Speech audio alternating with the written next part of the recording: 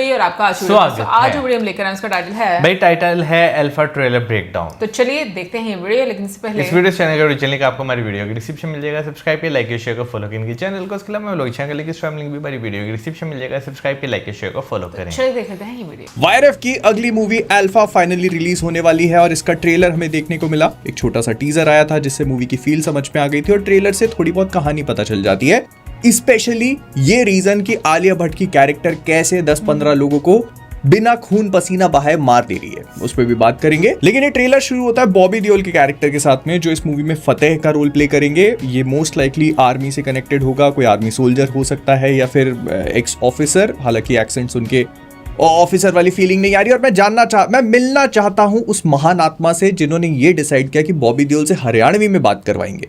It's absolute trash भाई, जो accent है इट इज एब्सोल्युटली ट्रैश। माँ का नाम जानकी था, बेटी का नाम सीता रखो। कौन लिख रहा है ये सारे डायलॉग्स? दोनों एक ही हैं। लेकिन इससे समझ में आता है कि जो बॉबी देओल का कैरेक्टर फतेह है, ये सीता जो कि आलिया भट्ट की कैरेक्टर है उसको बचपन से ही अडॉप्ट कर लेगा, if you can call it that. वो मोस्ट लाइकली इसकी माँ को जानता था लेकिन इसका बाप नहीं है, क्योंकि इसने इसके बाप को निपटा दिया होगा। उसके ऊपर मैं आगे बात करूंगा। लेकिन उसका बाप ये नहीं है क्लियरली, क्योंकि आलिया भट्ट जो है वो बैकग्राउंड में नरेट करते टाइम ये बोलती है कि एक राक्षस था जो राजकुमारी को उठा करके ले आया, तो क्लियरली बाप तो नहीं। इनफैक्ट इस पूरे ट्रेलर में इन लोगों ने वो रामायण वाला एंगल डाला हुआ है कि जो बॉबी देओल का कैरेक्टर है वो रावण है, राक्षस है, और सीता जो है वो आ करके इस बार लंका में आग लगा देंगी। इस टाइप की चीजें बोली गई हैं। लेकिन फिर हम लोगों को फतेह दिखाया जाता है जो अपने बंकर के अंदर है। ये प्रोबेबली इसका हेडक्वार्टर होगा जहां पर ये आलिया भट्ट को बचपन से कैद करके रखता है, उसको ट्रेन करता है। और इसको देख के समझ में आता है कि अगर तुम इस वाले शॉट को टाइगर 3 में, पठान में, वॉर 2 में कहीं पर भी फिट करोगे ना, मूवीज को डिफरेंशिएट नहीं कर सकते तुम। ये जो ग्रे और ब्लैंड सा सीमेंटेड एस्थेटिक इन लोगों ने क्रिएट किया हुआ है, ये मेरी टीजर में भी कंप्लेंट थी। एंड लेट्स बी ऑनेस्ट, मतलब ये अब काफी सिमिलर फील हो चुका है। लाइक सारी मूवीज में कहीं ना कहीं तुमको इस तरह की कोई ना कोई जगह देखने को मिल जाएगी और इस मूवी में तो भर दिए भाई। लेकिन अगर तुम नोटिस करते हो तो उसकी टेबल पे कुछ ऑफिशियल गवर्नमेंट के डॉक्यूमेंट्स वगैरह पड़े हैं। मतलब इसके ऊपर जो इंसिग्निया बना हुआ है, इसको देखकर समझ में आ रहा है कि इंडियन आर्मी से रिलेटेड है किसी फॉर्म में। आगे जाकर इसके ऊपर और भी बात करेंगे। इसके बाद हमको पता चलता है कि बॉबी देओल का कैरेक्टर फतेह जो है वो अल्फा प्रोग्राम के ऊपर काम कर रहा है। और अल्फा प्रोग्राम जो है इस मूवी और इस पूरे ट्रेलर के हिसाब से जितना मुझे समझ में आया, एक सुपर सोल्जर प्रोग्राम है। तुम अगर आगे ट्रेलर में देखोगे तो तुम्हें समझ पाएगा किसी का ब्लड ड्रॉ कर रहे हैं, किसी के ऊपर एक्सपेरिमेंट कर रहे हैं, किसी को झटके पड़ रहे हैं। तो ये पूरा इसी प्रोग्राम का पार्ट होगा। और ये जो कैप्सूल्स दिखाई दे रहे हैं तुमको, ये मोस्ट लाइकली वो सुपर सोल्जर सीरम का वायरएफ वाला वर्जन है। एंड आई थिंक कि इस पूरे प्रोग्राम का पहला सब्जेक्ट या तो बॉबी देओल का कैरेक्टर होगा या फिर आलिया भट्ट। ऐसा इसीलिए क्योंकि इस वाली सीक्वेंस में हम लोग देख सकते हैं कि मोस्ट लाइकली ये लोग आलिया भट्ट को बचपन में ही सुपर सोल्जर सीरम इंजेक्ट कर देंगे। उसके बाद फतेह इसको बचपन से ट्रेन करेगा मेंटली, फिजिकली।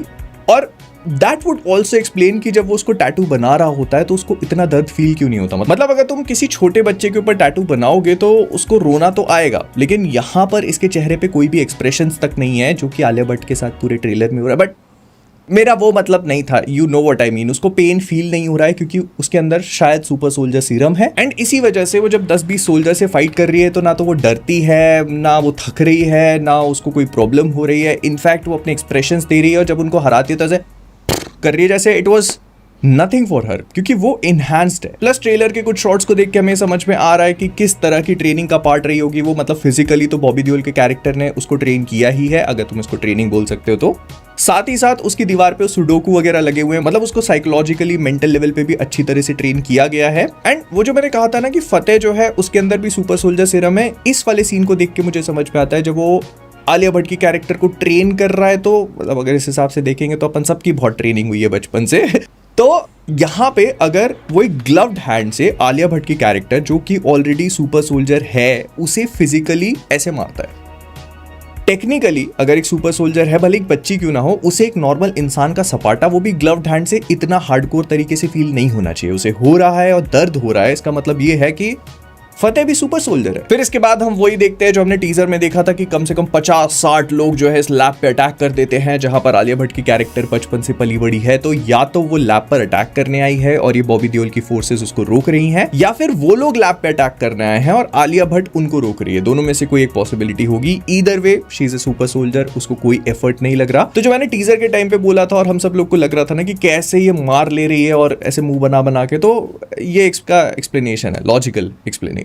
फिर इसके बाद शर्वरी की एंट्री होती है जो भगवान जाने क्यों कहीं पर स्केटबोर्डिंग कर रही है। मुझे नहीं पता क्यों होता है, ये वायरएफ की पिक्चरों में ही किया जाता है and it is still going on. 25 साल निकल चुके हैं इस पूरी चीज, उसके पहले से भी करते आ रहे होंगे। It is still a thing. तो शर्वरी की जो कैरेक्टर है उसकी और आलिया भट्ट की एक फाइट सीक्वेंस है जहां पर मोस्ट लाइकली लोग पहली बार मिलते होंगे। दोनों इवनली मैच्ड हैं। इस पूरी सीक्वेंस को देखकर मुझे वो ब्लैक विडो में नताशा और येलेना की जो फाइट थी उसकी याद आ गई। काफी हद तक वो वैसी फील होती है जो वो बुडापेस्ट में लड़ते हैं। तो लेकिन अगर तुम नोटिस करते हो तो शर्वरी जो है वो और आलिया भट्ट दोनों ही इवनली मैच्ड हैं। आलिया भट्ट जो कि एक ट्रेन्ड सुपर सोल्जर है, वो एक नॉर्मल इंसान के साथ में कैसे इवनली मैच कर सकती है? तो इसका जो मुझे लॉजिकल एक्सप्लेनेशन लगता है वो यही है कि शर्वरी की कैरेक्टर भी सुपर सोल्जर है। ऑल्दो उसके हाथ पे अल्फा का टैटू मुझे कहीं पर भी नहीं दिखा जो आलिया भट्ट के ऊपर था, लेकिन ऐसा हो सकता है कि शर्वरी काफी पहले डिफेक्ट हो गई हो, मतलब इस प्रोग्राम को छोड़ करके उसने अनिल कपूर की रॉ वगैरह ज्वाइन कर ली हो और वहां पर उसने इस टैटू को रिमूव करवा लिया हो, जो कि आलिया भट्ट ने अभी तक नहीं करवाया है क्योंकि वो प्रॉपरली डिफेक्ट नहीं कर पाई है। वो सिर्फ बॉबी देओल से अपनी दुश्मनी को निभा रही है। उसने अनिल कपूर की टीम को अभी तक उतने अच्छे से ज्वाइन नहीं किया है। और ये कौन एक्शन कोरियोग्राफ कर रहा है मैं जानना चाहता हूँ। ये इस सीन को देखो तुम ध्यान से, वो आलिया भट्ट की कैरेक्टर उस स्टिक को प्रॉपरली लात भी नहीं मार रही है, फिर भी वो स्टिक पीछे जा रही है। फिर अनिल कपूर को दिखाया जाता है जो कि बॉबी देओल के कैरेक्टर फतेह को पहले से ही जानते हैं। दोनों के बीच में एक हिस्ट्री है। ट्रेलर के आगे का शॉट इस बात को कंफर्म कर देता है जब हम अनिल कपूर के कैरेक्टर का यंगर वर्जन देखते हैं। कई सारे सोल्जर्स की डेथ हो चुकी है, मोस्ट लाइकली फतेह और उसके अल्फा प्रोग्राम की वजह से। बट मैं ये जानना चाहता हूँ कि ये कौन सी रैंक है? अनिल कपूर ने अपने शोल्डर पे ये जो स्टार्स वगैरह लगा रखे हैं, ये कौन सी रैंक है? मेरी नॉलेज से मुझे नहीं पता भाई।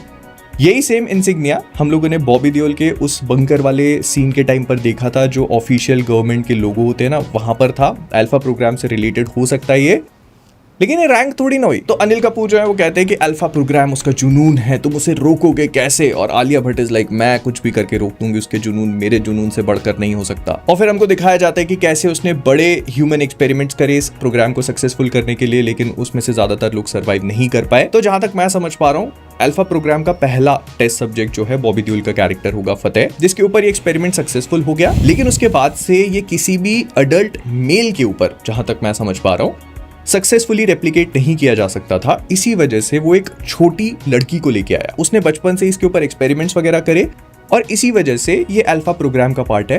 हो सकता है कि हमको आगे ये बताया जाए कि शर्वरी जो है वो भी सीक्रेटली इसी प्रोग्राम का हिस्सा थी, आलिया भट्ट को नहीं पता था। या मे भी ऐसा हो सकता है कि अनिल कपूर का कैरेक्टर जो है वो इसके बेस पे अटैक करता है और वो शर्वरी को बचा के ले जाता है, उसे आलिया भट्ट के बारे में पता ही ना हो। या फिर ऐसा हो सकता है कि अनिल कपूर का कैरेक्टर इसके बेस पर कई सालों पहले अटैक करता है जब शर्वरी छोटी बच्ची हो, और तब वो उसे बचा के ले जाता है और खुद ट्रेन करता है एक रॉ की एजेंट बनाने के लिए। उसे आलिया भट्ट की कैरेक्टर के बारे में खबर ही ना हो। लेकिन जो कुछ भी होगा, हमें ये समझ में आता है कि आलिया भट्ट और शर्वरी जो है धीरे धीरे करके इस मूवी में ओवर टाइम बॉन्डिंग करेंगी। मे भी ऐसा हो सकता है कि हमें ये बताया जाए दोनों एक्चुअली में बहनें हैं, बस ये है कि शर्वरी को अनिल कपूर बचा के ले गया, आलिया भट्ट जो है वो बॉबी देओल के कस्टडी में ही बड़ी हुई, कन्फाइनमेंट बोलना चाहिए इसको एक्चुअली। लेकिन फिर ये वाला सीन आता है जहां पर हम शर्वरी को कुछ सोल्जर्स के साथ में दौड़ते हुए देख रहे हैं।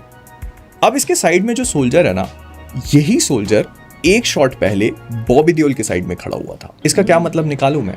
अगर मैं अपने लॉजिक के हिसाब से सोचने जाऊं तो ये मूवी का एक बहुत बड़ा प्लॉट ट्विस्ट हो सकता है कि शर्वरी जो है वो आगे जाकर ये रिवील किया जाए कि बॉबी देओल के साथ ही काम कर रही थी, या फिर उसको आलिया भट्ट पसंद नहीं थी और उसका रीजन बहुत सिंपल है कि मुझे पापा का प्यार नहीं मिला, तेरी वजह से मुझे अपने पापा का प्यार नहीं मिल पाया, इसी वजह से मैं तुझसे नफरत करती हूं और मैं पूरे रॉक को खत्म करके रख दूंगी अपने पापा का वैलिडेशन पाने के लिए।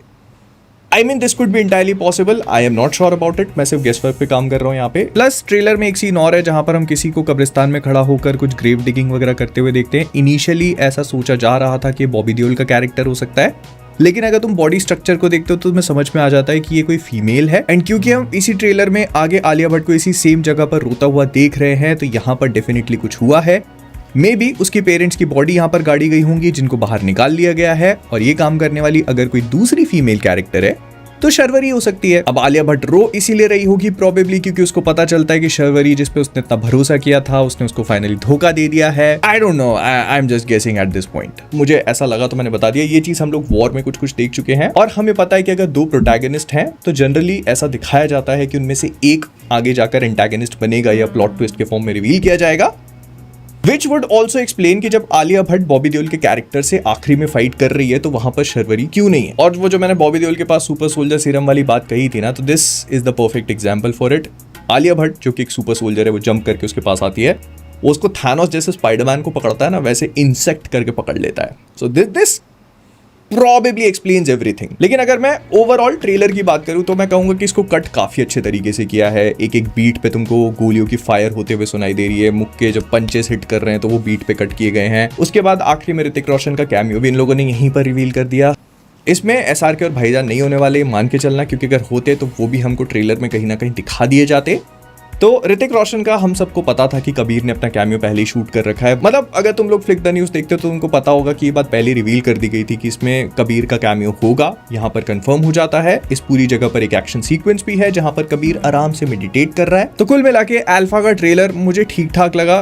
काफी सारी चीजों को रिवील कर देता है। मूवी की ऑलमोस्ट सारी स्टोरी ही समझ में आ जाती है। हाँ, ट्रेलर का कट जिसने भी किया है वो बहुत अच्छा किया है क्योंकि म्यूजिक और बीट्स के साथ में सारी चीजें होती चली जा रही है। But then again I wish कि इन लोगों ने ऐसे शॉट्स पिक करे होते जो कि मूवी की स्टोरी को इतना ज्यादा स्पॉइल नहीं करते हैं। अब बाकी अल्फा के बारे में तुम्हें क्या सोचना है क्या नहीं सोचना वो तुम डिसाइड कर लेना। ओवरऑल आई फील कि ट्रेलर का कट बहुत इंटरेस्टिंग है। मूवी को लेकर मेरी बहुत ज्यादा एक्सपेक्टेशंस नहीं है। इट सीम्स कि बहुत सारी मार्वल मूवीज और वो जो सुपर सोल्जर वाला प्रोग्राम होता है उसको लेकर के बनाई गई है। I hope the movie proves me wrong, but इस पूरे ट्रेलर को देखकर मुझे ऐसा ही फील हो रहा है। I want to know what you guys think. मैं मिलता हूं तुमसे अगले बारे में। Bye bye, subscribe.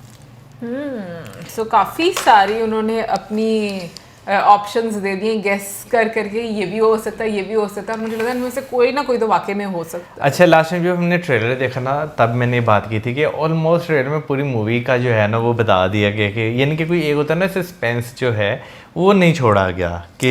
लेकिन अब ये मूवी देखकर ही आइडिया होती है कि जिन लोगों ने एडिटिंग किया ऑब्वियसली उनके भी तो माइंड में ये चीज़ होगी ना। बिल्कुल, लेकिन अगर उसके अलावा अगर बात की जाए ना तो मुझे तो YRF की यूनिवर्स से ये वाली मूवी जो है ना वो काफ़ी ज़्यादा डिफरेंट जो है वो फील हुई थी। हालांकि वैसे उन्होंने भी इस चीज़ एंड पे की कि वो देखेंगे बताएंगे फिर जो है वो कैसा जो है उनका एक्सपीरियंस इस चीज़ को जो है वो लेकर रहा। बिल्कुल, लेकिन मुझे वॉर मूवी भी अच्छी लगी थी जो कि कबीर की सबसे पहले वाली। हाँ, वो भी अच्छी थी। हाँ, टाइगर श्रॉफ के साथ मुझे वो वाली नहीं, वो भी अच्छी थी, लेकिन अगर एक्शन के हिसाब से देखा जाए ना तो ये जरा एक कुछ डिफरेंट ही मालूम आपको शायद इसमें फीमेल लीड कर रही में भी शायद से। बट मुझे दोनों एक्ट्रेसेस अच्छी लगी हैं इसमें। अभी अगेन मूवी आएगी तो सही पता चलेगा। तब कमेंट सेक्शन में आप जरूर बताइएगा कि आपको क्या लग रहा है। स्टोरी जितना क्लियरली बता दी गई है उसमें कोई ट्विस्ट आपको लग रहा है कि आएगा या यही होगी। और मिलेंगे आपसे नेक्स्ट टाइम पे। सब्सक्राइब करना मत भूलना। Good bye.